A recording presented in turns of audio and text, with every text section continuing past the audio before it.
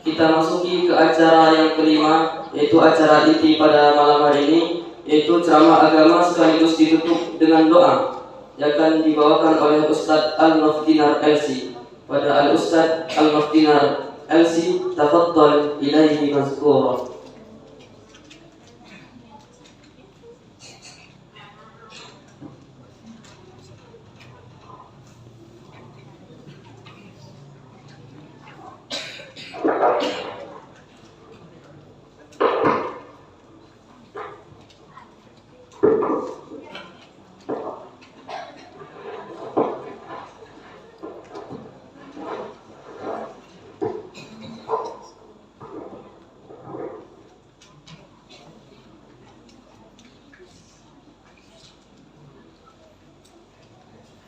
Assalamualaikum warahmatullahi wabarakatuh.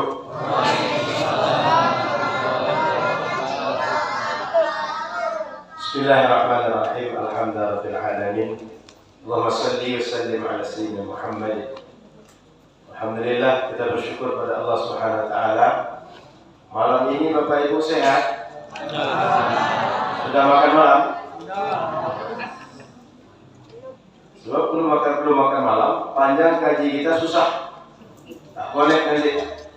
Sudah makan malam?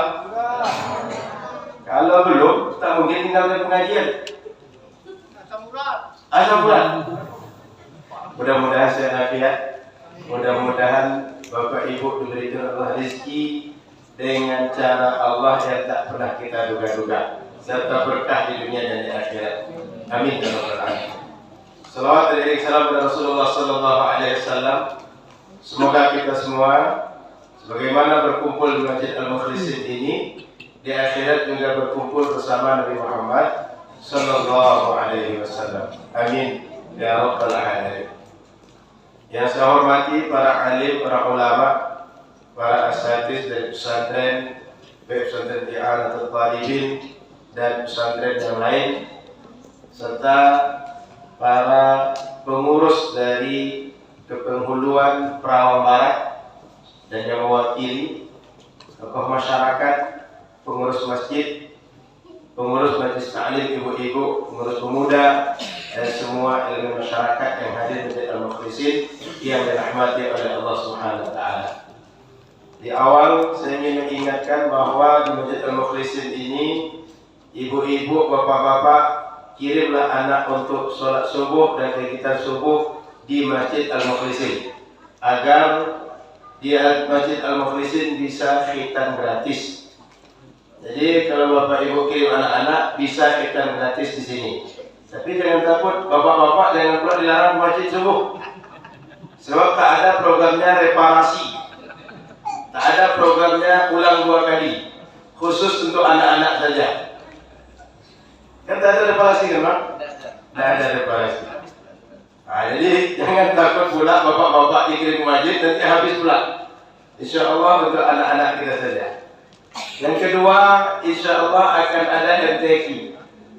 Kirimlah anak kita untuk belajar di TPQ, di MDA kah namanya, atau di masjid di mana saja, untuk siap menghadapi MTQ kepenghuluan Perawang Barat.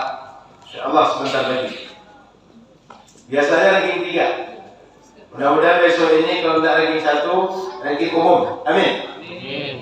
InsyaAllah.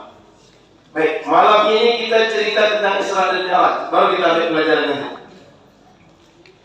Isra dan Mi'raj. Ada 2 kata. 1 Isra, 2 Mi'raj. Ini adalah mukjizat Nabi Muhammad, dan tak ada nabi manapun yang melakukan. Nabi Adam enggak pernah Isra Mi'raj. Nabi apapun tak ada, hanya Nabi Muhammad saja. Sehingga poin penting pertama adalah ini mukjizat Nabi Muhammad, tak dimiliki oleh orang lain kecuali Nabi Muhammad saja. Yang kedua, Isra Mi'raj ini adalah momen Nabi Muhammad bermunajat, bermukalamah dengan Allah. Dan ketika itu disyariatkan salat, awalnya 50 kali sehari semalam, kemudian menjadi 5 kali. Nanti kita cerita. Maka saya akan cerita dari awal bagaimana Isra dan Mi'raj ini terjadi. Ketika umur Nabi 51 tahun, meninggal 2 orang yang sangat dekat dengan Nabi. 1 istri Nabi, 2 paman Nabi. Nah, Ustaz, yang lagi ribut ini, siapa nama istri Nabi? Khadijah. Paman Nabi siapa namanya? Abu Talib. 2 orang yang meninggal. Tadinya Abu Talib, kalau ada orang yang tidak suka dengan Nabi, kalau ada orang berusaha untuk membunuh Nabi, berbuat jahat dengan Nabi, Abu Talib melindungi Nabi. Istrinya Khadijah, seorang bangsawan, orang kaya. Kalau ada orang ingin mengganggu Nabi Muhammad, orang akan tengok istrinya adalah bangsawan, istrinya adalah orang dermawan, orang kaya, keduanya disegani. Maka di masa hidup 2 orang ini, Nabi mendapat perlindungan. Meskipun usaha untuk mengganggu Nabi, berusaha untuk menyakiti Nabi, membunuh Nabi, tetap berjalan. Tapi dengan adanya 2 orang ini, Allah jadikan lebih ringan perjalanan dakwah Nabi. Bapak Ibu rahmat Allah Subhanahu wa taala, yang kita tahu paman Nabi Abu Talib sampai beliau meninggal tidak masuk Islam. Betul? Ini sebenarnya ada hikmah. Coba kita tengok. Nabi belum lahir, ayahnya meninggal. Sepakat? Ibunya meninggal usia Nabi berapa tahun? 6 tahun. Setelah itu dikasuh oleh kakek Nabi.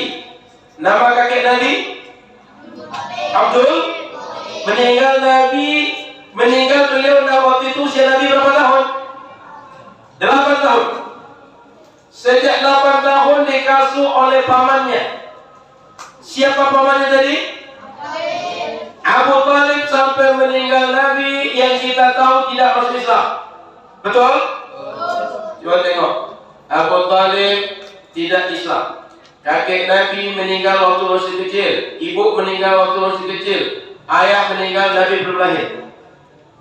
Maka kalau ada orang mengatakan bahwa syariat Nabi Muhammad, Al-Quran yang disampaikan Muhammad adalah karya orang dahulu, dongeng orang dahulu, pertanyaannya, dari siapa Nabi Muhammad dapat?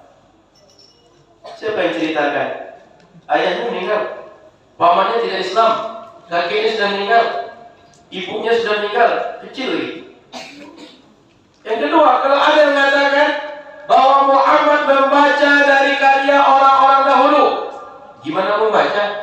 Nabi Muhammad ummi, betul? Ummi tidak tulis, baca. Kalau ada orang mengatakan bahwa yang mengajarkan Muhammad pamannya Abu Talib, Abu Talib tidak masuk Islam. Bagaimana mungkin orang tidak Islam mengajarkan Islam? Maka dengan kenyataan seperti itu, wahyu yang disampaikan Nabi Muhammad pasti datang dari Allah. Bukti yang lain, kalau wahyu itu turun tidak sesuai keinginan Nabi, maka kadang-kadang ada pertanyaan yang diajukan kepada Nabi, Nabi tak bisa langsung jawab. Sehingga dalam Al-Quran akan kita temukan banyak ayat, wa yas'alunaka 'anil ruh, wa yas'alunaka 'anil anfal, wa yas'alunaka 'anil ahillah, dan banyak pertanyaan yang lain. Lalu dijawab, rentang waktunya kadang panjang. Kenapa? Karena jawaban itu datang dari Allah, dan Allah akan mengirimkan, akan menjawab sesuai yang diinginkan Allah. Jadi kalau ada yang bilang bahwa Muhammad, Al-Quran yang disampaikan kepada kalian itu adalah dongeng, itu adalah ciptaan Muhammad, itu adalah ditiru dari orang dulu, diambil dongeng-dongeng orang dulu, jawab seperti itu. Paham? Tak satu pun masuk akal caranya Muhammad bisa ngambil dongeng, dapat cerita, atau dapat warisan orang dahulu, apalagi berasal dari dirinya. Maka kalau kita tengok sejarah ketika Nabi Muhammad terima wahyu, Iqra ya Muhammad, ketika itu kata Muhammad, mana biqari, sampai menggigil Nabi, pulangnya seperti orang yang sakit. Khadijah kaget, ada apa dengan kau Muhammad? Kalaulah wahyu berasal dari diri Nabi, Nabi tak akan ketakutan saat wahyu turun. Nabi pasti senang. Nabi pasti akan menyampaikan wahyu setiap saat. Tapi ketika datang wahyu, Nabi takut. Buktinya tidak berasal dari diri Nabi Muhammad sallallahu alaihi wasallam. Lanjut perjalanan Isra Mi'raj. Dua orang yang dekat dengan Nabi meninggal. Istrinya Khadijah, yang kedua paman Abu Talib. Sehingga disebut tahun meninggal dua orang ini Amul Huzni. Santri, apa sih Amul Huzni? Tahun kesedihan. Sedih Nabi. Bukan sedih meninggalnya orang tadi, tapi dalam pandangan Nabi sedih kalau perjalanan dakwah ini berakhir atau berat untuk dilalui. Karena kalau meninggalnya orang tadi sudah menjadi takdir Allah. Tidak mungkin Nabi menolak takdir. Tidak mungkin Nabi marah dengan takdir. Tapi waktu itu Nabi merasa kalau meninggal dua orang ini berat perjalanan dakwah, sehingga sedihlah Nabi. Maka Allah Subhanahu wa taala hibur Nabi Muhammad sallallahu alaihi wasallam dengan dilakukan Isra dan Mi'raj. Dan Isra dan Mi'raj ini tak ada pemberitahuan sebelumnya. Tidak ada informasi sebelumnya. Tiba-tiba Nabi Muhammad diambil, dibawa, dan terjadilah Isra dan Mi'raj. Beda dengan Nabi Musa. Nabi Musa ketika ingin bermukalamah, berdialog dengan Allah, itu request. Nabi Muhammad tidak. Tiba-tiba diajak, dibawa, diambil dari rumahnya, dibawa ke Baitullah, ke Ka'bah. Lalu di Ka'bah dimasukkan ke Hijr Ismail, sampai di Hijr Ismail dibelah dadanya, lalu dibersihkan, kembali dimasukkan ke dalam, baru berangkat untuk Isra. Sebelum perjalanan Isra, ada 4 kali Nabi Muhammad pernah dibelah dadanya. Satu, saat sedang pengasuhan Halimah Sa'diyah, usia Nabi 4 tahun. Yang kedua, saat usia Nabi 10 tahun, Nabi akan balik. Yang ketiga, ketika Nabi akan menerima wahyu sebelum usia 40 tahun. Yang keempat, sebelum perjalanan Isra dan Mi'raj. Ada yang mengatakan 5 kali, tapi yang riwayat masyhur populer 4 kali ini. Dibersihkan. Apa yang dibersihkan? Wallahu a'lam. Tapi kata para ulama, yang dibersihkan hati Nabi sallallahu alaihi wasallam, kalaulah tak dibersihkan, jika syaitan bisa menguasai Nabi, masuknya dari tempat yang itu. Maka ketika dibersihkan, syaitan tak bisa masuk ke hati Nabi, sehingga tak bisa mengganggu, tak bisa membisikkan kepada Nabi, tak bisa menggoda Nabi Muhammad sallallahu alaihi wasallam. Lalu berangkatlah Nabi Muhammad dari Masjidil Haram ke Masjidil Aqsa. Seperti dibacakan ayat kita tadi, Subhanalladzi asra bi'abdihi lailan minal Masjidil Haram ilal Masjidil Aqsa alladzi barakna haulah linuriyahu min ayatina. Berangkat dari Haram ke Masjid Al-Aqsa. Dengan apa berangkat saat itu? Dengan apa? Burak. Burak ini hewan yang berasal dari surga. Bentuknya indah, kulitnya putih berkilau-kilau, dan tak ada hewan yang seindah itu dan tak ada di dunia yang seperti itu. Hanya khusus untuk menjemput Nabi Muhammad SAW. Datang dari surga. Jadi hewan surga. Disebut dengan burak, kata ulama, minimal ada 2 sebab. Satu dari kata-kata al-bariqah. Bariq itu kalau bahasa kita, ketika kita menengok cahaya putih, kalau Bapak Ibu tengok pantai, lalu pasir itu berkilauan kena panas, itu bariq dalam bahasa Arab. Atau nampak cahaya putih ketika dipantul oleh cahaya, nampak berkilau, dalam bahasanya bariq. Maka hewan yang memiliki sifat seperti itu disebut dengan burak. Atau yang kedua, berasal dari kata al-barqu. Al-barqu itu bahasa Arab kilat. Kalau kita hujan atau sebelum hujan itu, langit mendung hitam, nampak kilat menyambar. Disebut dengan al-barqu karena kecepatan hewan ini ketika membawa Nabi Muhammad seperti kilat yang menyambar tadi. Sehingga sekali dia melangkah, sejauh mata memandang. Maka perjalanan dari Makkah Masjidil Haram, ke Palestina, Masjid Al-Aqsa. Orang biasanya 1 bulan berangkat, 1 bulan pulang, ini 1 malam selesai. Kenapa? Kecepatan dan jauhnya melangkah seperti itu dari hewan yang bernama burung. Dah. Apa nama hewannya? Burung. Asal kalimat burung ini ada 2, karena cepatnya, karena indahnya. Kira-kira begitu. Naik Nabi Muhammad bersama Jibril. Berangkatlah menuju Masjidil Haram, Masjid Al-Aqsa. Tapi sebelum berangkat ke Masjid Al-Aqsa, Jibril singgah dengan Nabi Muhammad di berapa tempat? 1. Dari atas nampak ada tempat yang hijau, subur, hijau semua. Kalau kita misalnya mau landing di Bandara Sultan Syarif Kasim, apa yang nampak? Hijau luas. Apa yang nampak? Kebun sawit. Kalau yang pernah naik pesawat tahu. Kalau yang agak bingung-bingung menjawab, kamu belum pernah naik pesawat. Jadi nampak hijau. Nabi Muhammad disuruh turun. Ketika suruh turun, salat Muhammad. Maka salat Nabi Muhammad. Begitu selesai salat, Jibril tanya, "At-tadri aina sallaita?" Muhammad, tahukah engkau di mana engkau salat tadi? Di tempat apa engkau salat tadi? Apa kata Jibril? Tilkal ardul muhajarah. Muhammad, itu adalah negeri tempat engkau akan berhijrah nanti. Dan kemudian disebut namanya dahulu dengan Yathrib, kemudian bernama At-Taibah atau At-Taibah, kemudian Darussalam dan Madinah Al-Munawwarah. Hari ini kita mengenalnya dan populer dengan sebutan Al-Madinah Al-Munawwarah. Nabi salat 2 rakaat di situ. Lanjut perjalanan. Begitu sampai di sebuah tempat, Nabi Muhammad suruh turun lagi. Lalu suruh salat, salat Muhammad, salat 2 rakaat. Selesai salat ditanya lagi, "At-tadri aina sallait?" Muhammad, tahukah engkau di mana engkau salat tadi? Tidak tahu, kata Nabi Muhammad. Kata Jibril, itu adalah Madiyah, tempat dahulu ketika Musa dikejar oleh Fir'aun, dia berlari sejauh mungkin agar tak dikejar oleh Fir'aun dan pasukannya. Dia sampai ke Madian, daerah Yordania sekarang. Capek dia, istirahat di bawah sebuah pokok kayu. Lalu nampak anak Nabi Syuaib, 2 orang perempuan yang dia biasanya mengembalakan ternak Nabi Syuaib. Kalau sore hari dibawa ke sumur punya masyarakat kampung, diminumkan di situ.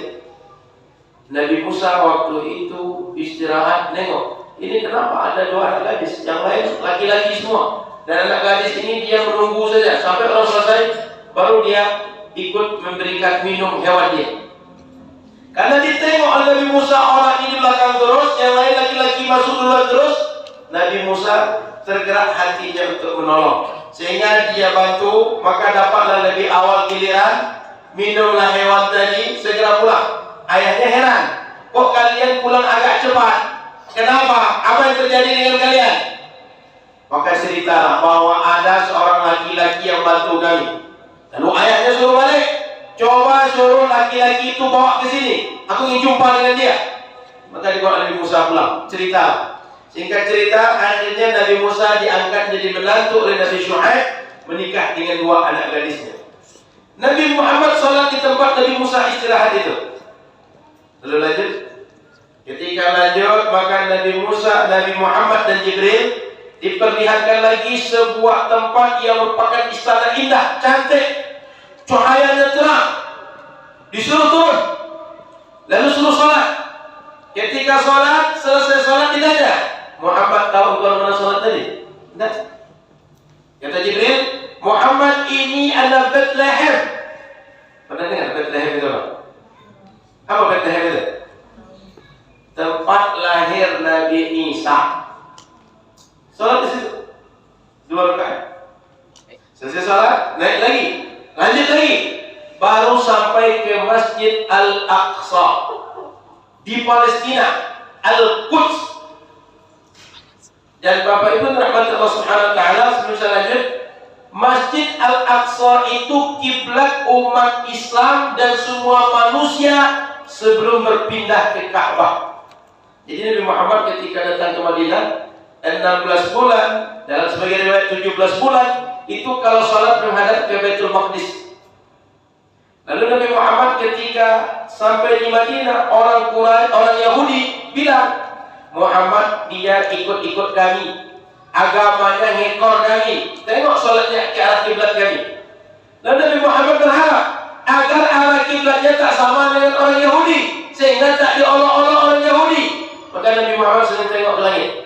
Sehingga di awal juz kedua itu kata Al-Quran, qad nara taqalluba wajhika fis sama' falanwalliyannaka qiblatan tardaha fawalli wajhaka syatral masjidil haram.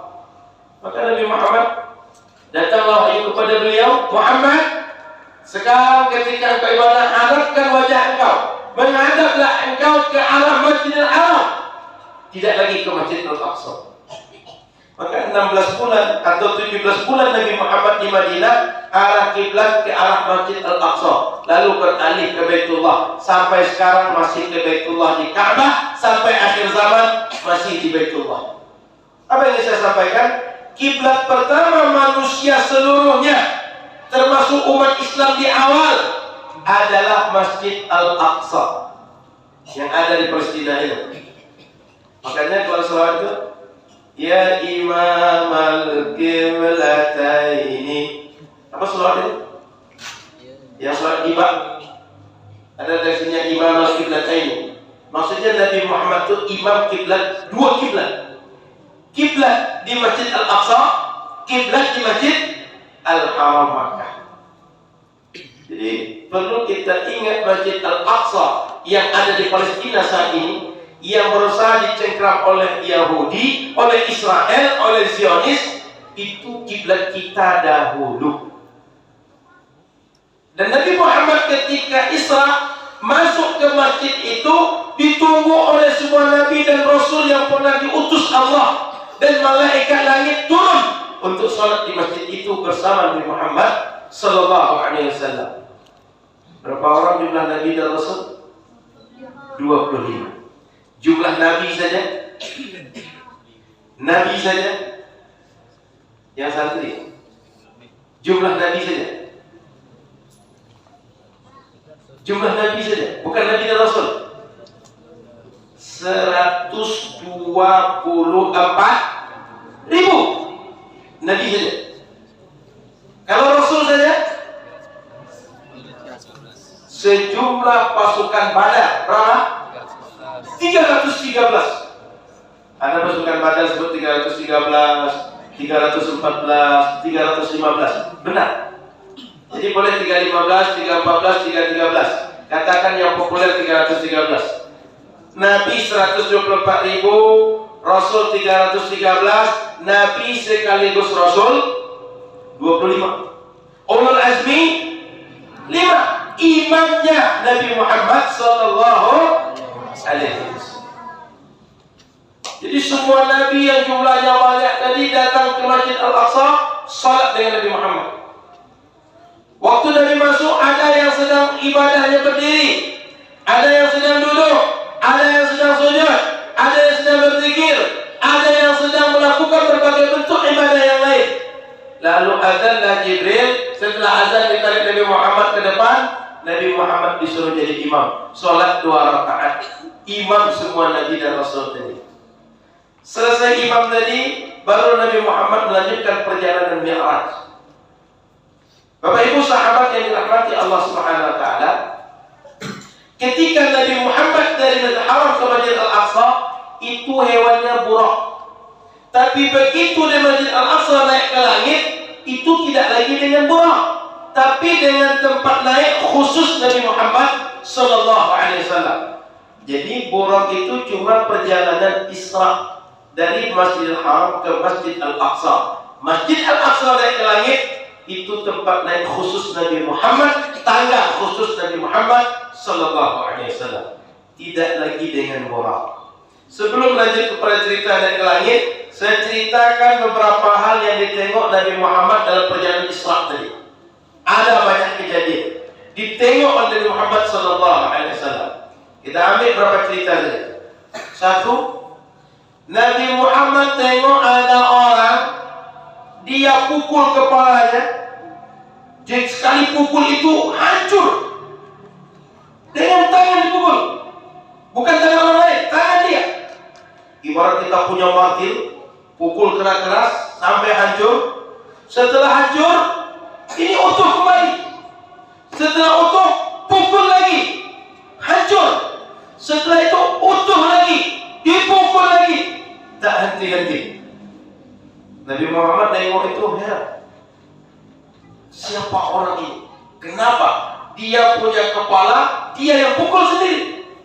Kata Jibril, Muhammad, itu adalah umat engkau yang ketika di dunia berat betul kepalanya untuk sujud, dia tak mau salat, sehingga ketika di akhirat kepala yang berat itu Allah hukum, dia pukul dengan tangan dia sendiri. Jadi Nabi Muhammad diperlihatkan dengan adab orang yang tak mau salat ketika di dunia. Bapak Ibu dirahmati Allah Subhanahu wa taala, salat itu bukan manfaat untuk Allah, tapi manfaat untuk kita. Silakan tengok apa saja hadisnya dari riwayat manapun. Kalau kita baca semua manfaat salat balik kepada kita. Contoh ayat Quran pertama, Inna salata tanha 'anil fahsya'i wal munkar. Salat itu membuat orang tercegah dari perbuatan keji dan munkar. Pertanyaan, yang berbuat keji dan munkar orang salat atau Allah? Paham pertanyaan? Yang berbuat keji dan munkar orang salat atau Allah? Orang salat. Maka manfaat salat balik kepada siapa? Orang salat. Jadi kalau orang salat, manfaat salat balik kepada dia, bukan kepada Allah. Contoh yang kedua, dalam Al-Quran Allah katakan, ala bi dzikrillahi tatmainnul qulub. Ingatlah oleh kalian, dengan berzikir kepada Allah hati jadi tenang. Salat bagian daripada zikir, sehingga yang tenang hatinya orang yang salat. Manfaat salat balik kepada siapa? Pada orang salat, bukan kepada Allah. Hadis yang ketiga, kata Nabi SAW, perumpamaan orang yang salat seperti di depan rumah dia ada sebuah sungai, airnya banyak, airnya deras, lalu dia bisa mandi 5 kali dari sungai tersebut. Kira-kira menurut kita, apakah masih kotor orang yang mandi 5 kali di sungai tadi? Masih kotor? Mandi 5 kali di sungai? Saya tanya, orang perawang sehari mandi berapa kali?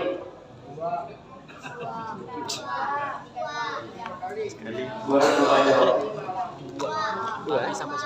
2. Yang anak SD 2. Bapak-bapak, ibu-ibu, syukur sekali. 5 kali. Jangan ke 5, 2 kalinya sudah harum, sudah sejuk, sudah senang badan. Bayangkan 5 kali. Bersih. Siapa yang bersih? Orang yang mandi. Ini perumpamaan kata Nabi, orang yang salat, setiap kali dia salat Allah bersihkan dari dosa, sehingga dia tak berdosa. Orang kalau tak berdosa, hatinya bersih. Orang kalau tak berdosa, hatinya bersih. Ringan untuk taat, ringan untuk ibadah, ringan untuk ibadah. Bangun tahajud, bersedekah, berbagai amal soleh, ringan. Manfaat balik kepada siapa? Orang yang salat. Maka sebagai penutup dari manfaat salat ini, kata Nabi SAW, andaikan semua manusia yang berkumpul, setiap orang minta apa yang dia inginkan, lalu Allah kabulkan. Semua orang, yang satu minta Allah berikan dia rezeki yang luas, yang satu sehat, yang satu dapat ilmu yang banyak, yang satu dapat jabatan, yang satu dapat anak, yang lain minta bini lagi. Bu, kalau bapak kita minta doa dapat bini lagi, ibu amin kan, Bu? Mau diiyakan ya? Mau ditidakkan nanti kena marah sama bapak. Setiap orang dikasih permintaannya, dikabulkan permintaannya. Kata Nabi SAW, tak akan berkurang sedikit pun kekayaan Allah, karunia Allah. Tak akan berkurang. Hanya bagaikan kalau kita celupkan jarum ke dalam air laut, lalu jarum tadi, kira-kira semacam itu cuma keluarnya semua pemberian yang Allah berikan pada kita tadi itu. Seluruh orang dari dulu sampai akhir zaman meminta bagaikan sedikit secuil sekali. Dan andaikan semua kita taat seperti Nabi Muhammad, tidak akan menambahkan fi mulki syai'ah. Kata Allah, tak akan menambahkan kekayaanku sedikit pun, kehebatanku sedikit pun, kesempurnaanku sedikit pun. Dan andaikan semua kita orangnya adalah pendosa, katakan seperti Fir'aun, la yanqusu fi mulki syai'ah, tidak akan mengurangi kesempurnaan, kehebatan, kebesaran Allah sedikit pun.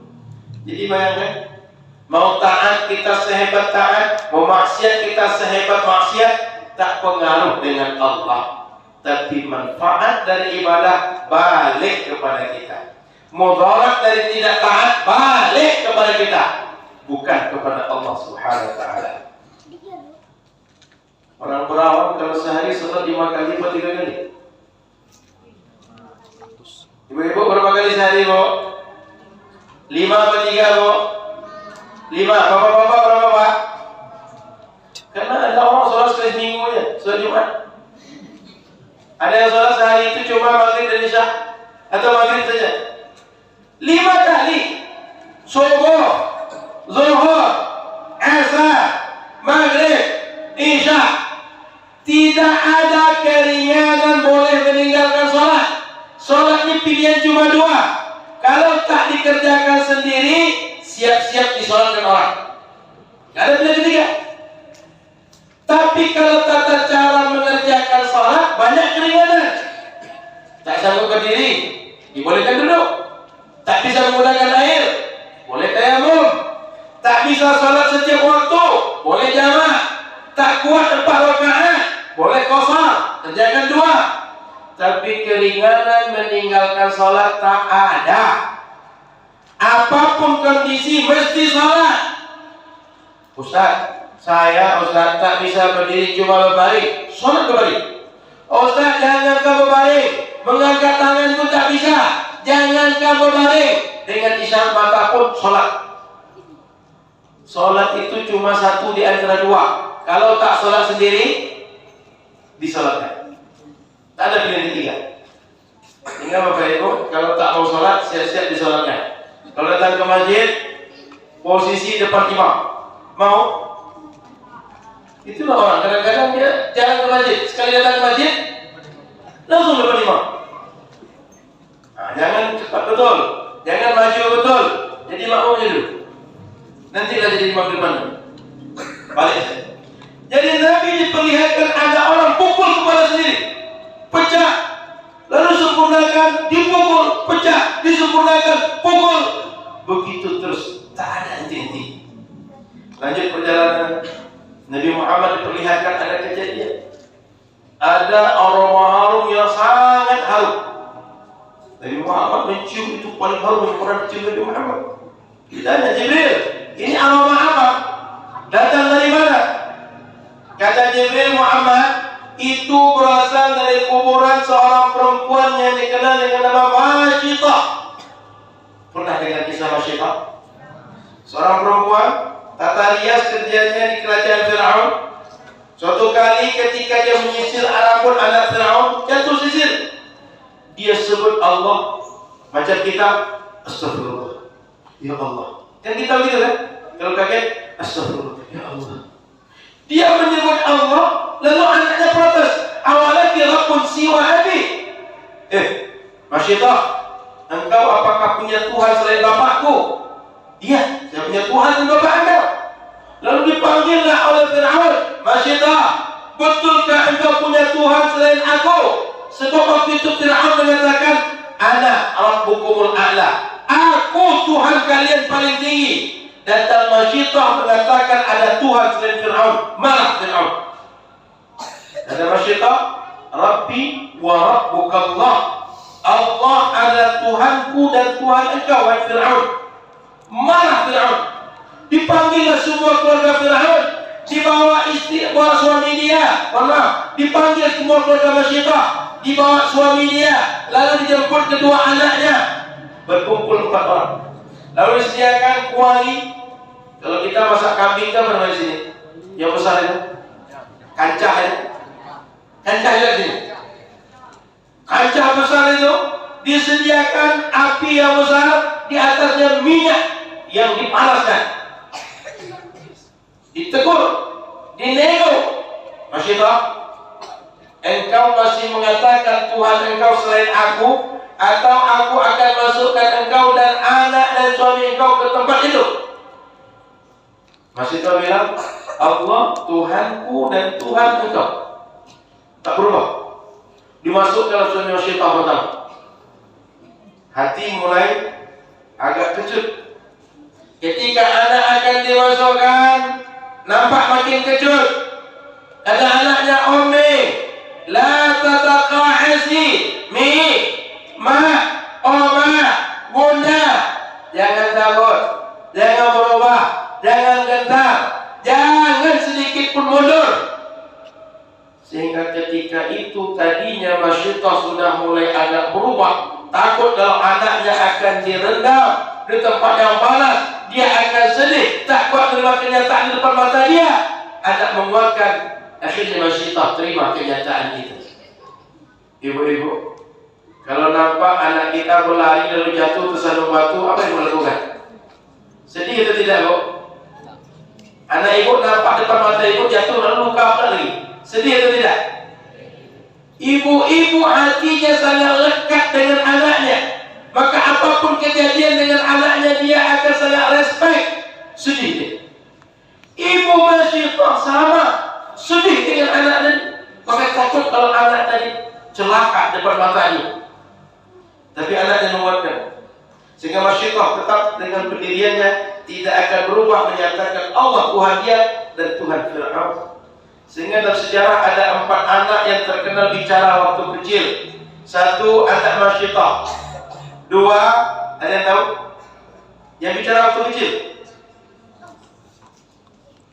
Anak Masyidah 1, yang kedua Nabi Isa.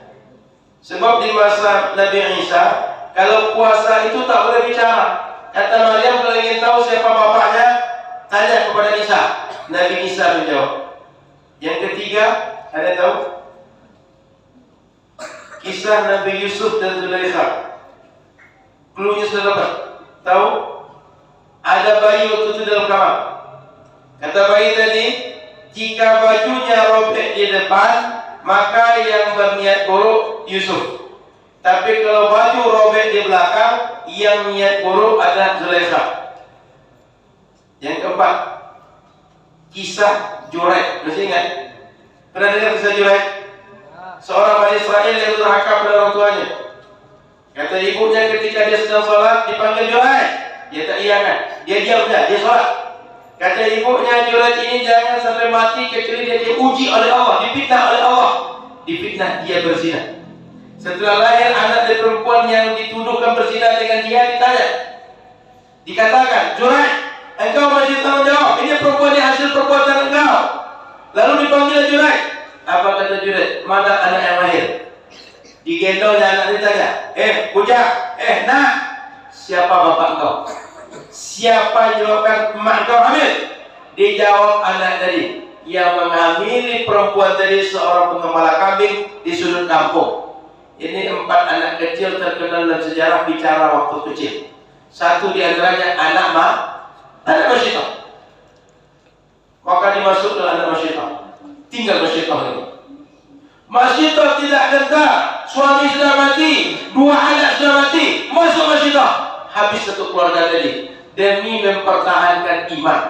Buahnya setelah Masyidah dikuburkan, sebelum dikuburkan dia pesan dulu sebelum dia dilaksanakan hukuman, kami kalau mati nanti kalau dikuburkan satu tempat ditepati oleh Fir'aun, dari satu lubang itu muncullah aroma harum kuburan Masyidah.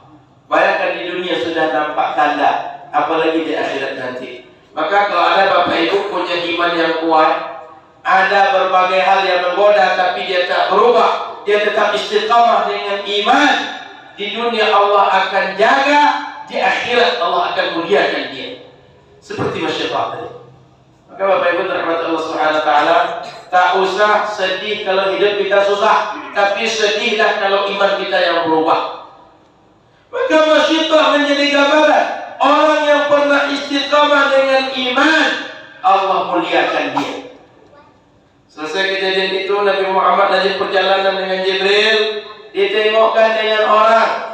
Ada orang dia mengendus-endus makanan, macam kucing mencari makan, atau anjing mencari makan, atau sapi mencari makan. Dia mengendus-endus. Paham mengendus-endus? Mencari makan. Dia cari makanan. Mohon maaf, dia cuma pakai celana kolor saja, depan tutup, belakang tutup. Yang dimakannya 3 jenis makanan. 1 zakum, 2 dariyah, yang ketiga adalah batu yang berasal dari api neraka. Apa zakum itu? Zakum itu adalah makanan yang sangat-sangat pahit. Kata para ulama, ini hanya makanan neraka. Tak ada yang sepahit zakum ini. Dia tak ada di dunia, hanya di neraka. Yang dimakannya sangat pahit. Yang kedua dariyah. Dariyah itu adalah kalau kita ibaratkan durian, durinya itu dari besi, tajam, kuat. Begitu dimasukkan ke kerongkongan, ini semua dagingnya habis kena oleh duri tadi. Yang ketiga, seperti batu ababil yang dilemparkan kepada pasukan Abraha. Kerikil kecil, tapi dari neraka. Ketika dilemparkan kepada gajah-gajah, faja'alahum ka'asfin ma'kul. 3 itu makanan yang dia makan. Sudah masuk dalam perut, sudah rusak semuanya, makan lagi. Begitu terus. Ditanya Nabi Muhammad, Jibril, itu siapa? Kok seperti itu? Apa kata Jibril? Muhammad, itu umat engkau ketika di dunia Allah kasih harta banyak, tapi dia tidak mau berzakat. Tak keluarkan kewajiban dia, sehingga semua harta dia Allah jadikan bagi dia menyusahkan dia. Maka dia ibaratkan seperti memakan yang pahit, ibaratkan memakan yang luka yang tajam, seperti yang menyakitkan panas tadi. Maka kalau ada harta, keluarkan zakatnya. Berapa persen zakat harta ini? Berapa persen zakat harta? Zakat mah? 2,5%. Ada orang membayar ke tempat ibadahnya 10%. Pernah dengar? 10% dari semua penghasilan. Pernah dengar? Kira-kira lebih banyak mana mengeluarkan 2,5% dengan 10%? Lebih banyak mana? Kalau 1 juta penghasilan kita, yang dikeluarkan 1 25.000, 1 100.000. Banyak mana yang dikeluarkan? 100.000. Zakat itu sedikit, tapi yang sedikit itu kalau kita kelola dengan baik, banyak umat Islam yang baik ekonominya. Banyak umat Islam yang bisa sekolah, banyak umat Islam yang bisa sehat, banyak umat Islam yang tak lagi susah hidupnya. Maka Bapak Ibu, kalau ada orang tak membayarkan zakat, kalau bahasa kita seperti kata orang Minang, makan tebu sampai ke urat-uratnya. Ada jatah orang lain, kasih jatah orang. Ada jatah kita, makan jatah kita. Tapi jangan makan jatah kita dan jatah orang. Seperti itu nanti tidaknya. Sudah berapa yang dimulai lagi? 1, orang pukul kepala. 2, aroma Masyitah. Yang ketiga, orang makan panas, makan pahit, makan yang menyakitkan. 4, ada orang dia berenang di lautan darah, lalu dilemparkan batu dari neraka ke mulut dia telan. Bayangkan di laut darah, kotor atau bersih? Nyaman atau tidak? Di laut darah dilemparkan batu neraka, ditelan dia. Ditanya oleh Muhammad, Jibril, itu siapa? Kok seperti itu? Kata Jibril, Muhammad, itu umat engkau ketika di dunia kerjanya makan riba. Dia ambil keuntungan dari kesusahan orang lain. Datang orang meminjam kepada dia, orang susah, orang butuh, tapi dia manfaatkan untuk mengambil untung-untungan pribadi dia. Kata Allah di akhirat, mereka ini akan Allah azab dengan azab yang pedih. Satu di antaranya dinampakkan ketika Isra dan Mi'raj tadi. Sudah berapa? Kelima. Ada orang dia punya daging ada dua. Yang satu segar, yang satu busuk. Tapi yang dia makan yang busuk bukan yang segar. Kalau kita makan yang busuk atau yang segar? Suka yang mana, yang busuk atau yang segar? Ketika dimakan yang busuk, Nabi nanya, Jibril, itu kok begitu? Kenapa dia makan yang busuk? Muhammad, itu perumpamaan umat engkau. Ketika di dunia dia punya laki halal bagi dia, tapi dia tidur di rumah laki orang. Dia tidur di tempat laki-laki lain yang haram bagi dia. Atau seorang suami, dia punya istri yang halal di rumah dia, dia tidur di rumah janda, dia tidur di rumah perempuan istri orang, atau dia tidur di rumah perempuan yang lain yang haram bagi dia. Paham? Ada yang segar, ada yang halal, ada yang boleh diambil yang haram, diambil yang busuk, diambil yang tak patut. Begitulah kira-kira di akhirat nanti. Maka Bapak Ibu rahmati Allah Subhanahu wa taala, jaga-jaga iman kita, jaga-jaga ketaatan kepada Allah, dan jaga hubungan suami istri. Suami baik kepada istri, istri baik pada suami. Kata Al-Quran, wa'ashiruhunna bil ma'ruf. Pergauli istri kalian dengan baik, perlakukan mereka dengan baik. Kalau tak sanggup perlakukan dengan baik, ausarri'uhunna, pisahkan mereka, suruh pulang ke rumah omak dia, tapi dengan cara baik-baik. Jadi pilihannya pergauli dengan baik, perlakukan dengan baik, atau pisah baik-baik. Maknanya jangan bergaul dengan dia, perlakukan dia dengan cara tak baik. Tak ada ajaran agama seperti itu. Maka kata Nabi, ana khairukum li ahli. Semua kalian ini baik, tapi yang terbaik di antara kalian yang paling baik pada keluarganya. Wa ana khairukum li ahli. Dan aku ini, kata Nabi, adalah orang yang paling baik dalam memperlakukan istrinya, dalam memperlakukan keluarganya. Jadi Nabi Muhammad, seorang laki-laki yang juga suami, punya istri, tapi beliau mampu memperlakukan istri dengan baik. Pernah Nabi Muhammad itu ada tamu, ketika datang tamu, salah satu istri Nabi, Sayyidah Aisyah, dia menghidangkan ke depan Nabi, ke depan tamu. Setelah dihidangkan, dipecahkan baki tempat dia menghidangkan dia. Itu banyak. Nabi Muhammad datang tamu, tempat baki itu dipecahkan di hadapan tamu. Kira-kira Bapak Ibu, Bapak-bapak kira-kira marah tak kalau ada istri macam itu? Marah Pak? Bapak-bapak marah Pak? Kesal Pak? Oh, minta ampun ngamuknya. Pergi tamu tadi, dicari sini kok. Oh, mungkin tersebut mati perempuan yang azab dia. Tapi Nabi Muhammad SAW ketika kejadian itu, dia cuma bilang kepada sahabat, ibunda kalian sedang cemburu. Dia tak marah, dia tak kasari, dia tidak hajar, dia tidak sakiti istrinya. Nabi Muhammad cuma sampaikan kepada sahabat, ibunda kalian sedang cemburu. Nabi ingin mengajarkan kepada para sahabat bahwa jangankan kalian, aku pun adalah seorang manusia yang mesti bersabar dengan istrinya. Kalian yang tidak Nabi, kalian yang tidak Rasul, juga akan diuji dengan istri kalian. Mampu tidak kalian bersabar dengan istri kalian? Nabi mencontohkan, Nabi mampu sabar dengan istrinya. Bapak Ibu rahmati Allah Subhanahu wa taala, hidup ini tak ada orang yang selalu dia dengan cinta, dengan kasih sayang.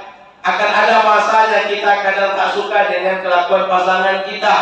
Nabi Muhammad sama seperti kita. Maka ketika tak suka dengan pasangan kita, mungkin ada perangai yang tak kita suka, tapi ingat, banyak perangai dia yang lain yang kita suka. Ada satu kekurangan dia, ingat, banyak kebaikan dia yang lain yang dia kita suka. Maka jangan sampai ketika kita tak suka, ketika kita kesal dengan pasangan kita, yang ingat ia membuat kita kesal saja. Tapi ingatlah banyak kebaikan dia dan susah dia, atau yang tak kita suka dari dia cuma satu. Jangan sampai seperti kata orang kita, hujan panas setahun habis oleh hujan sehari. Jangan sampai seperti itu. Kebaikan itu tidak akan lekang oleh panas, tak akan habis oleh hujan, dia tetap ada. Maka ingat kebaikan dia. Lanjut. Sampai jam berapa? Lanjut Ustaz. Sampai selesai? Sampai selesai. Sampai subuh? Kita belum nyaratnya, baru Isra belum? Belum naik lagi. Naik lagi itu 7 lapis pula. Berjumpa setiap langit itu dengan Nabi-Nabi. Belum Sidratul Muntaha, belum lagi perintah, belum turun ke bawah, baru Mi'raj Isra belum. Terakhir dalam kisah Isra ini, dia banyak kisah. Yang terakhir tengokkan, Nabi Muhammad ditengokkan dengan orang, dia punya gunting dari besi dari neraka, lalu dia gunting lidahnya sendiri. Setiap tumbuh lidah, gunting, tumbuh lidah, gunting, tumbuh lidah, gunting. Ditanya Muhammad, Jibril, itu siapa? Kok begitu? Kata Jibril, Muhammad itu umat engkau yang ketika di dunia dia khutbah ummatik, dia lisannya kerjanya bicara ngoceh, bicarakan orang lain, sibuk komen orang lain, sibuk gunjing orang lain, sibuk fitnah orang lain. Bapak Ibu, dalam hidup ini asal kita lurus jalan terus, kita asal lurus jalan terus, tak usah dengarkan kata orang. Karena kalau kita dengarkan kata orang, tak pernah kita benar, tak pernah kita bisa berbuat. Kenapa? Selalu saja ada orang punya salah yang kita buat. Ini sekedar cerita anekdot saja. Ada Juha jalan dengan anak dia, kemudian dia naik keledai berdua, lewat satu kampung, katakan kilometer 7. Apa kata orang kilometer 7? Itu orang tua dan anak sama-sama bodohnya. Keledai sekecil itu naik dia berdua, tidak sayang dengan keledai. Maka lewat dia, apa kata bapaknya? Turunlah kita satu nak. Kata anaknya, dia akan turun pak. Turunlah anaknya. Sampai kilometer 8, apa kata orang sini? Itu anak orang tua tak tahu diri. Sudahlah anak dia kecil, dia senang-senang di atas keledai. Lewat, apa kata orang ini? Naik kita berdua, salah. Turun engkau, aku naik di atas, salah. Sekarang cuma engkau naik, aku di bawah. Sampai kilometer 9, apa kata orang? Itu anak durhaka. Ayahnya disuruh berjalan, inyo di atas keledai. Sonang-sonang ini. Naik berdua, salah. Naik ayah, salah. Naik anak, salah. Lewatlah terus. Sampai kilometer 10, apa dia buat? Digendongnya berdua. Apa kata orang? Dungu betul lah bapak dengan anak itu, sama aja.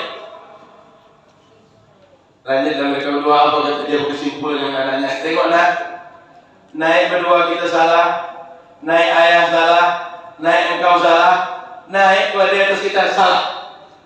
Begitulah manusia itu. Tak akan pernah kita dianggap benar. Maka rahasianya kalau ingin sukses, asal lurus, jalan terus. Asal benar, tidak usah tengok ke belakang, tak usah tengok samping kanan, samping kiri, jalan terus. Pokoknya asal lurus, jalan terus. Kalau terlalu banyak dengar kata orang, tak hidup kita. Apalagi cuma sekedar nilai orang, baju dia ketinggalan zaman, masih model Arafik juga lagi. Tahu model Arafik pak? Orang sekarang tak tahu Arafik tuh. Anak-anak santri tak tahu Arafik tuh gitu. Masih Arafik juga gitu. Apapun cakap orang, selagi kita lurus, jalan terus. Karena orang tak akan pernah membenarkan kita semuanya. Selalu saja ada yang kritik, termasuk di masjid ini. Asal lurus, pengurus jalan terus. Di kepenghuluan, di kepengurusan pengajian ibu-ibu, posyandu, di RT, di RW, di pesantren, di mana saja. Asal lurus, jalan terus. Kenapa? Orang akan selalu mengoceh, akan selalu dia akan mengejek. Tapi orang mengoceh, orang mengejek, dia cuma bisa sekedar mengoceh saja, tak lebih dari itu. Dia tak akan pernah. Kalaulah seandainya ocehan dia benar, dia dapat apresiasi, dapat piala, tak pernah. Kalau ocehan dia salah, dia diazab, dia dihukum, tak akan pernah. Sama macam penonton sepak bola. Kalau menang dia dapat piala siapa? Penonton apa pemain? Tak pernah penonton itu dapat piala. Apapun cakap penonton, sesemangat apapun penonton, gak akan pernah dapat piala. Betul? Tidak akan pernah dia akan mendapat apresiasi. Maka Bapak Ibu, sekali lagi, asal lurus, jalan terus. Kita tengok agama benar, jalan. Benar menurut hukum, jalan. Benar menurut adat, jalan. Benar menurut adat sekitar kita hidup, jalan. Tak usah didengarkan semua cakap orang, tak hidup nanti. Maka Bapak Ibu, banyak yang ditengok oleh Nabi sebenarnya. Saya cukupkan berapa tadi? Ada 5. 5 mana? 5 mana? Anggaplah 5 kita tengok. Lalu Nabi Muhammad naik ke langit ini. Begitu naik ke langit, Nabi Muhammad naik dari tempatnya orangnya sampai di langit pertama. Jibril baca salam, dijawab oleh penjaga langit. Bapak Ibu, setiap langit ada penjaga. Ditanya, siapa? Jibril. Wa man ma'aka, dengan siapa engkau datang? Muhammad. Abu Aida ilaihi, apakah engkau dikirim untuk menjemput dia? Qala na'am, iya. Baru dibukakan pintu langit. Naik Nabi Muhammad dengan Jibril. Berjumpalah dengan Abul Bashar, bapak semua manusia. Siapa bapak semua manusia? Nabi Adam. Nabi Adam ini dia duduk sebuah tempat, dia bersandar. Kalau tengok ke kanan, dia senang. Tengok ke kiri, dia menangis. Kenapa? Tengok anak cucu dia beramal baik, beramal soleh, senang, bahagia dia. Tengok anak cucu berdosa, sedih, menangis dia. Bercakaplah Nabi Adam dengan Nabi Muhammad. Selesai bercakap, naik lagi kedua. Berjumpa dengan dua Nabi yang masih muda. Namanya Nabi Isa dan Nabi Yahya. Sebelum naik ke langit kedua itu terjadi percakapan macam tadi. Assalamualaikum, waalaikumsalam. Siapa yang datang? Jibril. Dengan siapa? Muhammad. Apakah untuk menjemput dia diutus? Iya. Boleh buka ke langit. Setiap naik langit, dialognya seperti itu. Keywordnya agar bisa buka pintu langit disebut bersama Muhammad. Kalau tidak, tak dibuka. Berjumpa dengan dua Nabi, Nabi Isa dengan Nabi Yahya. Nabi Yahya ini yang disebut dalam Quran Sayyidan wa Asura wa Nabiyyan minas salihin. Nabi Yahya ini seorang Nabi yang sayyid, seorang Nabi yang masih muda, tapi dia sayyid. Maka Bapak Ibu perlu diketahui, Nabi Yahya dipanggil disebut sayyid oleh Al-Quran. Nabi Muhammad imam para Nabi dan Rasul lebih patut disebut sayyid dibanding Nabi Yahya. Sehingga kita menyebut nama Nabi Muhammad, Allahumma salli ala Sayyidina Muhammad. Nabi Yahya sayyid, imamnya lebih patut untuk sayyid. Yang kedua, kenapa Nabi Muhammad baca sayyid? Ketika Nabi Muhammad di Madinah, sahabat Mu'adz lewat. Ketika lewat, apa kata Nabi kepada sahabat yang hadir di situ? Qumu li sayyidikum. Kalian semua tegaklah sambut sayyid yang datang kepada kalian. Itu sahabat, bukan Nabi. Artinya orang biasa Nabi suruh untuk menyebutnya dengan sayyid. Nabi sematkan panggilan sayyid. Kenapa pula kepada Nabi Muhammad tak boleh sayyid? Paham? Artinya sahabat, kata Nabi sayyidikum, berarti Nabi Muhammad lebih patut sayyidina. Paham Ibu? Yang ketiga, kata Nabi Muhammad, ana sayyidu waladi Adam wala fakhar. Aku ini, kata Nabi Muhammad, sayyid semua anak cucu Adam. Di akhirat nanti Nabi Muhammad penghulu semua umat. Maka Nabi Muhammad menyebut sayyid untuk orang lain, menyebut sayyid untuk dirinya. Al-Quran menjadi sayyid untuk Nabi Yahya, kepada imam Nabi dan Rasul lebih patut disebut untuk sayyid. Maka Bapak Ibu jangankan Nabi Muhammad, kalau ada bapak-bapak di Perawang oleh anaknya panggil nama, kira-kira apa yang Bapak Ibu lakukan? Misalnya bapaknya Ahmad, Ahmad sini dulu. Bapaknya jangan siapa belanja dia, Ahmad sini dulu, mak bawa sate dari pasar. Apa kira-kira kata bapak? Oh, kata bapak tuh kalau pisau gitu, sini leher kau. Orang tua kita bukan nabi, bukan wali, bukan rasul, kita panggil dengan hormat. Abang kita, kakak kelas kita di pesantren, di sekolah, kita panggil abang, kita panggil kakak. Nabi kenapa tak dipanggil dengan sebutan hormat? Kok cuma ya Muhammad, Allahumma salli ala Muhammad? Paham? Kepada orang biasa kita hormat, kepada Nabi kok jadinya kultus individu kita hormat dengan Nabi? Kita beradab dengan Nabi kok disebut berlebihan? Paham maksud saya? Maka itulah kenapa umat Islam ketika menyebut nama Nabi Muhammad, Allahumma salli ala Sayyidina Muhammad. Selesai berdialog dengan Nabi Yahya, dengan Nabi Isa, naik ke langit ketiga, berjumpalah dengan Nabi Idris. Ada yang katakan Nabi Yusuf. Nabi Yusuf seorang nabi, dia nabi, ayahnya nabi, datuknya nabi, ayah daripada datuknya nabi. Pertanyaan, siapa ayah Nabi Yusuf?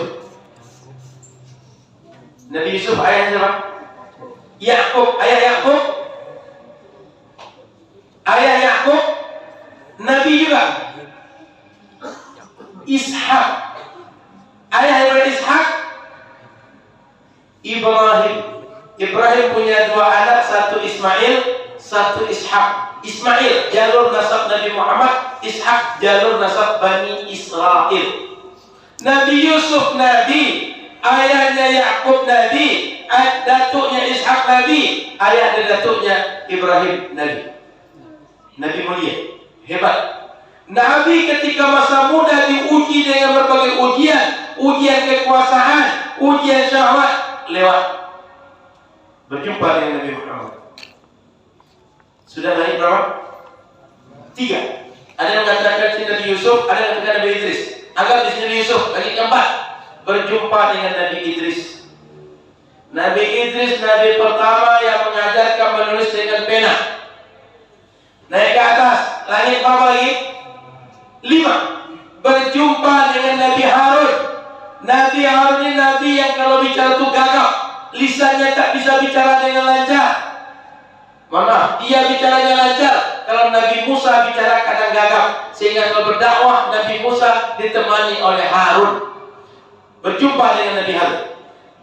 Naik lagi ke 6, berjumpa dengan Nabi Musa.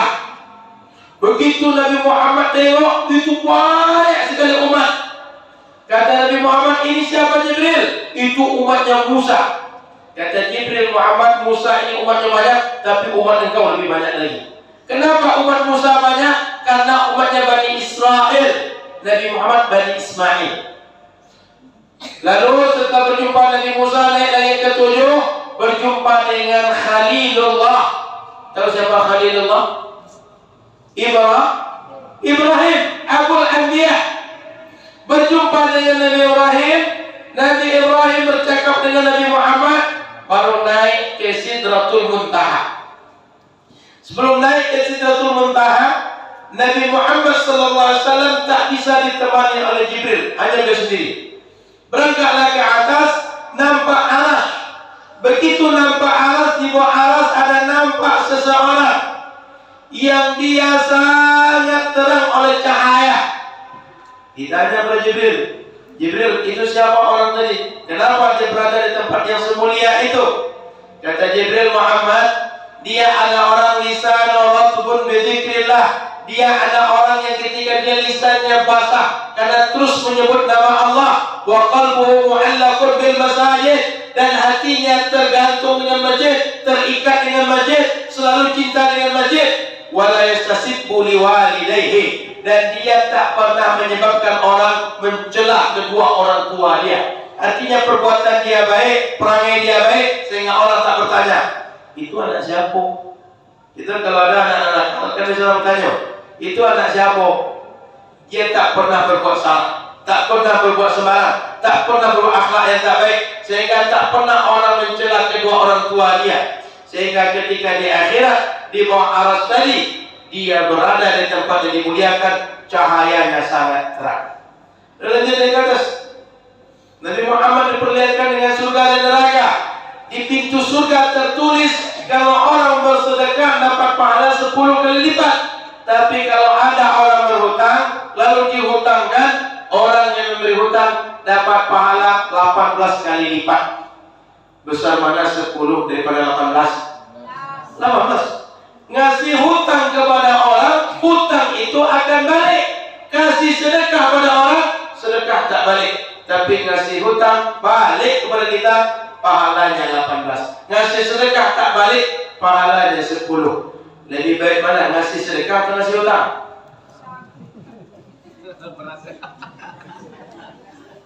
Karena orang perawat, Abu Ustaz asal ngasih hutang, sampai kiamat akan dibayar orang itu Ustaz. Karena Nabi tahu, Allah tahu, orang ngasih hutang ini berat. Buktinya ditanya tadi, tak ada jawab. Enak ngasih hutang Ustaz. Saya pada tadi sudah berencana, kalau enak ngasih hutang, saat saya perlu cicilan, saya datang ke perawat. Rupanya takut semua, enak berhutang. Jadi Bapak Ibu dirahmati Allah SWT, Nabi ditengokkan dari sana. Jalan lanjut. Setelah ditengokkan dengan berbagai kejadian tadi, Nabi Muhammad lalu bermunajat kepada Allah SWT, diperlihatkan bagaimana Al-Qalam, bagaimana dulu wahyu dituliskan. Lalu bercakap dengan Allah SWT. Ketika bercakap, maka Allah wajibkan kepada Nabi Muhammad adalah syariat salat 5 waktu sehari semalam. Sebelum itu kata Nabi Muhammad, ya Allah, Engkau telah menjadikan Ibrahim sebagai Khalilullah, Engkau telah menjadikan Musa begini, Isa begini, semua Nabi sebagai lebih begini. Ya Allah, aku sebagai umat akhir zaman, sebagai Nabi-Mu, kira-kira kata Nabi Muhammad, kira-kira aku akan dapat apa? Apa kata Allah Subhanahu wa taala? Ittakhadtuka habibah. Kata Allah, aku jadikan engkau habib, kekasih Allah. Dalam bahasa Arab, kalau ada Khalilullah, itu kekasih Allah. Kalau ada Habibullah, kekasih Allah. Tapi Habib dengan Khalil lebih dekat, kedekatan dengan Habib dibanding Khalil. Maka Nabi Muhammad lebih dicintai Allah, lebih dekat kepada Allah dibanding Nabi Ibrahim. Lalu kata Allah Subhanahu wa taala, Muhammad, engkau tidak pernah disebut namaku kecuali namamu juga disebut. Contoh tadi azan, disebut nama Allah, disebut nama Muhammad. Ketika kita ceramah, ketika khutbah, disebut nama Allah, disebut nama Nabi Muhammad. Apa saja kita sebut nama Allah, sebut nama Nabi Muhammad. Maka kata Allah, Muhammad, aku jadikan engkau sebagai Habib. Setiap namaku disebut juga disebut namamu. Dan umat engkau adalah umat akhir zaman, yang mereka semua akan menjadi umat paling dahulu masuk surga. Jadi kemudian kata Allah Subhanahu wa taala, aku wajibkan kepada engkau dan umat engkau untuk sholat 5 waktu. Selesai dialog tadi, turun Nabi Muhammad. Ketika berjumpa dengan Nabi Ibrahim tidak bertanya, Muhammad juga tak cerita. Tapi sampai berjumpa dengan Nabi Musa tanya, Muhammad, apa cakap engkau dengan Allah? Allah suruh apa? Jadi Bapak Ibu, Nabi Musa ini kepo. Kalau masalah sekarang pengen tahu. Kenapa Nabi Musa pengen tahu? Satu, dulu pernah minta cakap dengan Allah tapi tak sanggup. Dua, Nabi Musa ini pengen merasakan apa sih auranya orang habis bercakap dengan Allah. Ingin dapat aura itu. Sehingga Nabi Musa berusaha agar bercakapnya banyak. Sehingga begitu Nabi Muhammad disuruh, Muhammad, kalau surat 50, umatku lebih besar badannya, lebih panjang umurnya, lebih kuat tenaganya, gak akan kuat. Mintalah kurangkan kepada Allah. Maka balik Nabi Muhammad. Sebelum balik tanya ke Jibril dulu. Jibril, boleh tak? Gimana ke Jibril? Nabi Jibril mengamuk, mengizinkan baliklah. Maka balik Nabi Muhammad. Ketika balik diturunkan 5. Setiap balik diturunkan 5. Setiap kali balik Nabi Musa selalu bertanya. Kenapa Nabi Musa selalu bertanya? Kata para ulama, Musa ingin dapat aurat itu setiap kali Nabi Muhammad berjumpa dengan Nabi Musa. Sampai akhirnya 5 kali sehari semalam. Ketika sudah 5 kali sehari semalam, kata Allah kepada Muhammad, Muhammad, aku tidak akan lagi mengganti, tidak akan lagi mengubah. Sudah tetap 5. Umat kau wajib melaksanakan 5. Umat engkau Muhammad adalah umat apabila dia berkeinginan berbuat baik, baru berniat baik, aku catat pahala.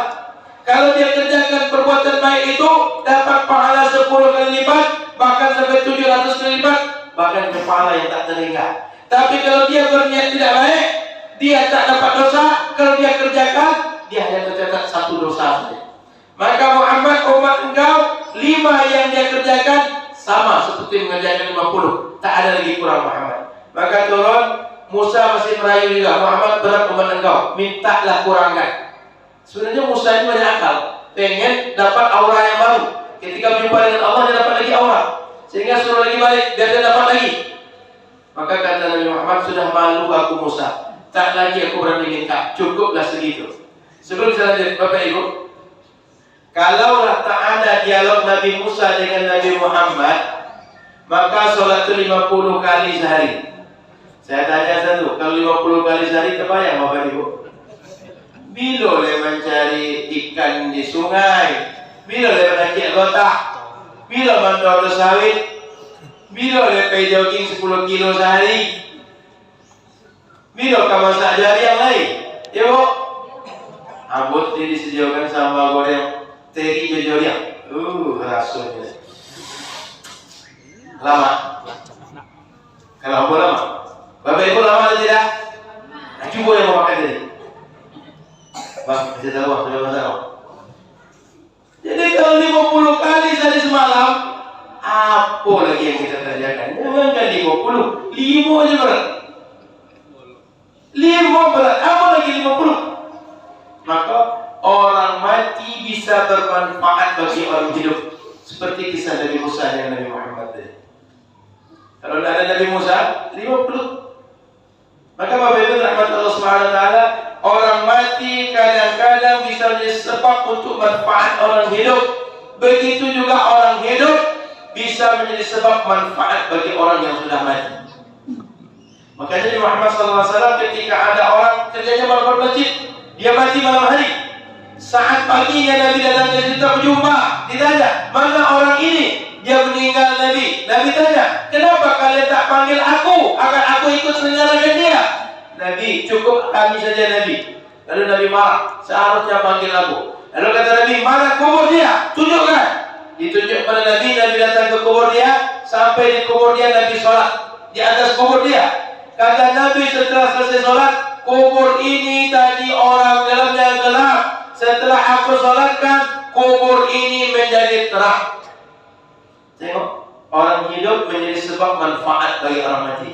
Itu berlaku bagi Nabi, berlaku bagi selain Nabi. Makanya Nabi ajarkan, kalau kita lewat ke kuburan baca apa? Assalamualaikum ya ahlal diyar, Assalamualaikum ya ahlal kubur, minal mu'minin wal muslimin, antum awwalun wa nahnu bikum insyaallah lalahiqun. Diajarkan oleh Nabi doa untuk orang sudah mati. Kira-kira doa untuk orang sudah mati manfaat atau tidak? Manfaat. Kalau tak manfaat, tak akan diajarkan Nabi. Begitu juga baca Quran, begitu juga amal soleh yang lain. Maka orang mati bisa sebab manfaat bagi orang hidup, orang hidup bisa menjadi sebab manfaat bagi orang mati. Yang memberikan manfaat dan mudarat Allah, tapi sebabnya bisa orang hidup, bisa orang mati. Paham Bapak Ibu? Saya lanjut. Maka turun Nabi Muhammad dengan perintah 5 salat ini. Begitu sudah turun di semua langit, mau turun ke bumi, nampak awan yang sangat tebal, kabut yang sangat tebal. Muhammad tanya kepada Jibril, Jibril itu apa? Kata Jibril, Muhammad, ini kabut yang tebal. Kalaulah kabut ini tidak tebal, umat engkau akan bisa tengok ke langit, dia akan nampak berbagai keajaiban. Kata para ulama ahli astronomi, dulu kalau orang ingin tengok ini bulan sudah bulan baru atau belum, itu jangankan orang alim, orang biasa tuh lewat langit dan bisa menentukan. Saking terang, saking jelasnya dan bisa ditengok dengan mudah sudah muncul hilal atau belum. Sekarang sudah pakai teropong pun tak nampak juga sudah muncul hilal THR atau belum. Tak nampak. Berdebat ulama, bertengkar kapan satu Ramadan, kapan satu Syawal. Masih terjadi? Masih. Dulu orang tengok ke langit itu tak perlu alat, jelas, terang. Orang biasa bisa menentukan bahwa sudah nampak hilal. Makanya ada sahabat Nabi datang kepada Nabi, Nabi, aku lihat tadi ada hilal. Yang datang satu orang. Nabi tanya, betul kau lihatnya? Betul. Diterima persaksiannya oleh Nabi, disuruh umat malam itu tarawih, esok kita puasa. Maka Bapak Ibu rahmat Allah SWT, Allah nampakkan. Dan itu sengaja dibuat oleh syaitan supaya apa? Umat tak menengok dia berlangit sehingga dia beriman pada Allah dan dia menyesali perbuatan-perbuatan dia dan ketinggalan maksiat. Karena syaitan maunya kita bersama dengan dia. Lanjut Nabi Muhammad turun. Ketika akan turun, Nabi Muhammad tengok ada orang-orang Quraisy balik dari Syam. Mereka sedang bingung mencari hewan yang hilang. Karena di antara hewan mereka ada yang lepas dari gerombolan, hilang. Dicari-cari tak jumpa. Lama baru jumpa.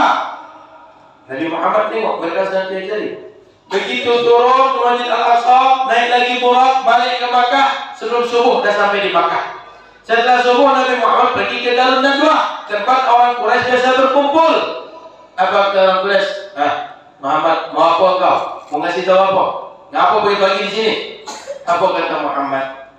Kalian percaya tidak kalau aku semalam pergi ke Masjid Al-Aqsa lalu naik ke langit? Oh, langsung ketika itu orang Quraisy marahnya Muhammad. Muhammad, kami ke Al-Aqsa itu berangkat saja sebulan, pulang sebulan. Engkau dalam semalam, tadi malam Isya bersama kami, sekarang subuh masih bersama kami. Kata engkau ke Masjid Al-Aqsa lalu naik ke langit. Sudah gila engkau Muhammad? Apakah ada masalah dengan akal engkau Muhammad? Mereka mengoceh, mereka mencela Nabi Muhammad. Lalu kata mereka di antaranya berpikir, kalau betul kata Muhammad ke Masjid Al-Aqsa, coba uji dia, tanya kepada dia, macam mana betul Masjid Al-Aqsa itu? Maka Nabi Muhammad tak pernah terpikir. Ketika datang di Al-Mukhlisin misalnya, pernah tak terpikir berapa kipas angin di sini? Ada yang tahu? Ada yang tahu berapa AC di sini? Tak pernah terpikir gitu. Tahu tak berapa pintu masuk masjid ini? Tak pernah terpikir. Tapi Nabi Muhammad ketika ditanya, terperanjat juga. Apalah salahnya aku tidak tengok tadi ya? Tapi tidak tengok. Tapi Allah tengokkan. Maka Nabi Muhammad macam di depan kepala dia bentuk Masjid Al-Aqsa diceritakan dengan detail. Maka orang yang pernah Masjid Al-Aqsa membenarkan cerita Muhammad. Cuma yang tak masuk akal tu, kok bisa Muhammad setelah mereka tidak pernah ke sana, tapi kok tahu persis detail seperti yang mereka tahu. Waktunya singkat, kok bisa? Akhirnya menggaruk-garuklah mereka. Kepala tak gagal. Tapi gimana menerima kenyataan macam ini? Apalah cerita Muhammad. Maka orang Islam yang lemah iman, yang murtad, orang kafir makin menjadi-jadi, marahnya benci kepada Muhammad. Maka datanglah Abu Bakar, dia tanya, Abu Bakar, sahabat engkau sudah gila. Semalam katanya ke Al-Aqsa, naik ke langit. Dia cerita begini begitu. Bagaimana dengan kau Abu Bakar? Apa kata Abu Bakar? Lau qala qad 'ada min dzalika la saddaqtu. Andaikan Muhammad bercerita lebih hebat dari yang kalian dengar itu, lebih ganjil, lebih dahsyat, lebih payah kalian bayangkan daripada kalian dengar itu, aku pasti akan membenarkan Muhammad. Karena Abu Bakar tahu Nabi Muhammad tak berbohong. Dari kecilnya Al-Amin. Maka karena itulah Abu Bakar disebut dengan As-Siddiq. Dia yang membenarkan. Maka Bapak Ibu rahmat Allah SWT, selesai dari kisah Isra dan Mi'raj. Turun Nabi Muhammad, orang Quraisy tadi masih penasaran, dia tanya, Nabi Muhammad inisiatif dia cerita, ada tidak di antara kalian kafilah dagang yang kehilangan hewan mereka? Kok tahu Muhammad? Nabi Muhammad mau ditengok kan? Maka orang Quraisy semakin bingung. Kok Muhammad tahu dengan semua kejadian itu? Jadi nalar mereka membenarkan Muhammad pergi, tapi satu sisi nalar mereka mengatakan tak mungkin Muhammad pergi waktu cepat, karena itu khariqun lil adah, tak biasa terjadi hal seperti ini. Maka Bapak Ibu dan Allah SWT, semua mukjizat Nabi memang khariqun lil adah, dia tak biasa, tapi semuanya masuk akal. Minal mujawwizatil uqul, boleh terjadi, masuk akal, bukan mustahil. Bukan sesuatu pasti tak bisa terjadi, tapi bisa terjadi dan itu bisa dinalar oleh manusia. Saya kira hampir jam 11. Jam 11 kurang lebih, Pak. Insya Allah di masa akan datang kita cerita lebih lanjut deh. Sebab kalau saya cerita lagi, ini belum lagi berapa pelajaran perjalanan, belum lagi apa isi dialog di setiap langit tadi. Oh, panjang cerita kita. Insya Allah kita cukupkan dulu, kita lanjut di waktu akan datang. Ada request semua? Sebelum di baca doa kita wish dulu tadi. Baik. Saya ingin memastikan itu tadi. Laki-laki, perempuan. Ada 2 amplop, isinya 50 juta. Iya aja lah. Biar banyak aja. Anak ustadz yang laki-laki. Yang laki-laki dulu ya. Ketika Nabi Muhammad melaksanakan Mi'raj, Nabi Muhammad apakah dengan buruk atau tidak? Apa? Ketika melaksanakan Mi'raj, apakah dengan buruk atau tidak? Mi'raj apakah dengan buruk atau tidak? Assalamualaikum warahmatullahi wabarakatuh. Waalaikumsalam warahmatullahi wabarakatuh. Nama saya Muhammad Al-Fatih Nabani, kelas 9 SD Nurul Ilmi. Jawabannya tidak. Oh, tidak. Yang buruk hanya ketika Isra dari Masjidil Haram ke Masjid Barakallahu fiik. Assalamualaikum warahmatullahi wabarakatuh. Waalaikumsalam warahmatullahi wabarakatuh. Anak perempuan. Tadi ada kisah ketika Nabi Muhammad tengok dengan Jibril, orang menggunting lidah bibir dia sendiri. Kenapa orang itu menggunting lidah dan bibirnya sendiri? Anak perempuan? Ada? Tunjuk tangan. Yang anak-anak 40 tahun lalu juga boleh. Ada perempuan, ayo. Tunjuk tangan. Ayo, mamanya bisikan aja Bu. Bisikan. Kalau payah betul yang itu. Ada Nabi ditengokkan orang punya daging segar, daging busuk, dimakannya daging busuk. Kenapa? Kenapa ayo? Anak perempuan. Tak ada tak ke? Tak ada ke? Yang ketiga lagi, ada orang dia punya kepala, dia pukul, hancur. Balik kepala utuh dipukul, hancur, balik kepala utuh dipukul. Kenapa ke? Anak perempuan. Sudah. Masya Allah. Hebat ahli surga. Jawab tak? Bismillahirrahmanirrahim. Sini tak? Jawab tak? Assalamualaikum. Waalaikumsalam.